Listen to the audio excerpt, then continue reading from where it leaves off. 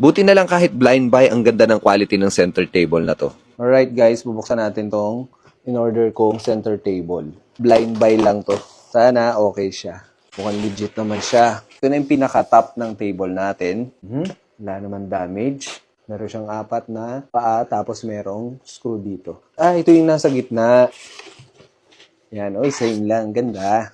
Meron din siyang kasamang bracket and screw para i-connect natin yung table. Nahin natin ikabit itong mga paa. Kakabit natin itong second layer niya. Meron nga pala itong mga butas dito sa mga paa niya. Kailangan mo lang itapat dito. Dito natin ilalagay yung pinaka-bracket. Meron siyang 4 na bracket. Ilalagay natin sa bawat kanto. Ayan. Ganyan lang siya. So, yan yung magsisilbing brace niya. So, ayan, nakabit na natin. Ayan, wala naman siyang alog. Alright, ang ganda. Pwede rito